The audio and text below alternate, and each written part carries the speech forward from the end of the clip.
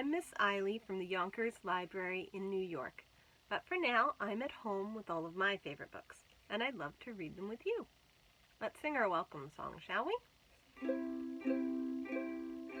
Welcome, welcome everyone.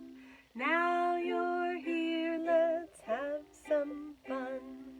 Stories old and stories new. Fun for me and fun for you. Welcome, welcome everyone. Now you're here, let's have some fun. Today, we are reading all about snow, and our first story is called The Snowy Day by Ezra Jack Keats. One winter morning, Peter woke up and looked out the window. Snow had fallen during the night. It covered everything as far as he could see. After breakfast, he put on his snowsuit and ran outside. The snow was piled up very high along the street to make a path for walking.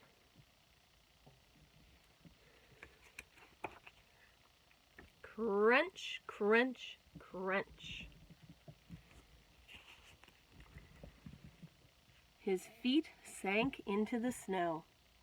He walked with his toes pointing out like this, and he walked with his toes pointing out like that.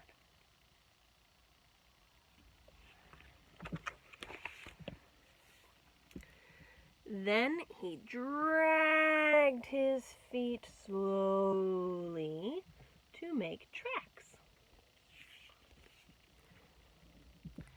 And he found something sticking out of the snow that made a new track.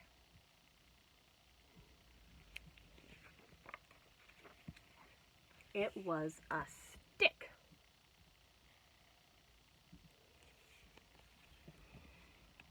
A stick that was just right for smacking a snow-covered tree.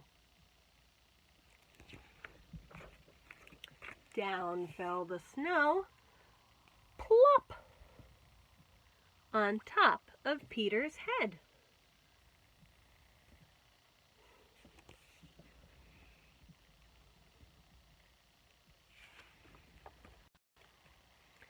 He thought it would be fun to join the big boys in their snowball fight, but he knew he wasn't old enough.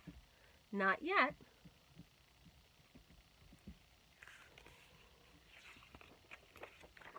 So he made a smiling snowman. And he made angels. He pretended he was a mountain climber. He climbed up a great big, tall, heaping mountain of snow and slid all the way down. He picked up a handful of snow and another and still another. He packed it round and firm and put the snowball in his pocket for tomorrow. Then he went into his warm house. He told his mother all about his adventures while she took off his wet socks. And he thought and thought and thought about them.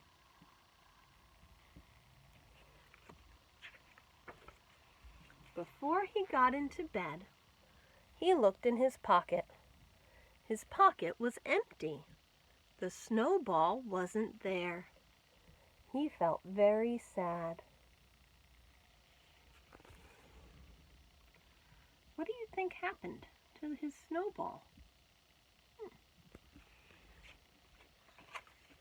While he slept, he dreamed that the sun had melted all the snow away.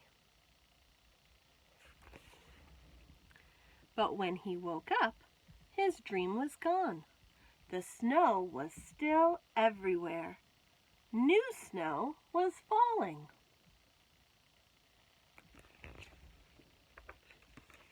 After breakfast, he called to his friend from across the hall, and they went out together in the deep, deep snow. And that is the end. So Peter made a snowman. Why don't we sing a song about a snowman? And it goes like this. I'm a little snowman, short and fat. Here is my scarf and here is my hat. When it's cold and snowy, I will stay. But when it gets hot, I melt away.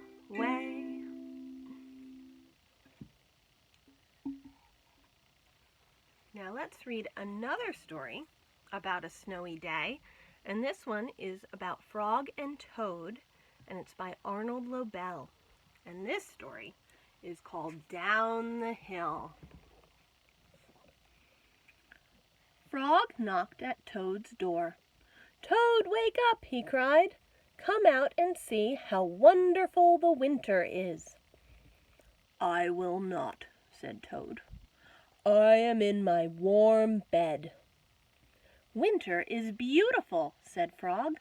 "Come out and have fun." "Blah," said Toad.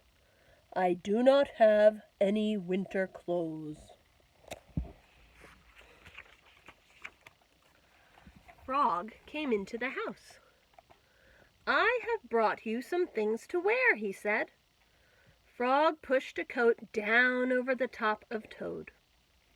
Frog pulled snow pants up over the bottom of Toad. He put a hat and scarf on Toad's head. "Help!" cried Toad. "My best friend is trying to kill me." "I am only getting you ready for winter," said Frog. Frog and Toad went outside. They tramped through the snow. "We will ride down this big hill on my sled," said Frog. "Not me," said Toad.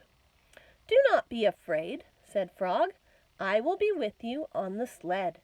It will be a fine, fast ride. Toad, you sit in front. I will sit right behind you." The sled began to move down the hill.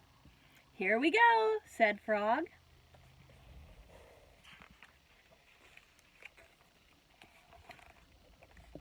There was a bump. Frog fell off the sled. Toad rushed past trees and rocks. "Frog, I am glad that you are here," said Toad. Toad leaped over a snowbank. "I could not steer the sled without you, Frog," he said. "You are right. Winter is fun." A crow flew nearby. "Hello, Crow," shouted Toad. "Look at Frog and me. We can ride a sled better than anybody in the world." "But Toad," said the crow, "you are alone on the sled." Toad looked around. He saw that Frog was not there. "I am all alone!" screamed Toad.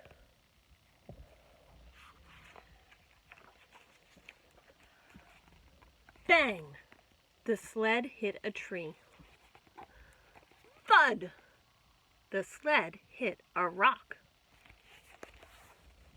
Plop! The sled dived into the snow. Frog came running down the hill. He pulled Toad out of the snow. "I saw everything," said Frog. "You did very well by yourself." "I did not," said Toad. But there is one thing I can do all by myself." "What is that?" asked Frog. "I can go home," said Toad. "Winter may be beautiful, but bed is much better." And that is the end. Now Toad is going back to bed, and it's time for us to say goodbye. Thank you for reading with me.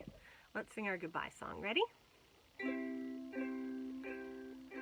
Goodbye, goodbye, everyone. Story time was so much fun. We are done, but don't be blue. Next time we'll read something new. Goodbye, goodbye, everyone. Next time we'll have lots more fun. Goodbye.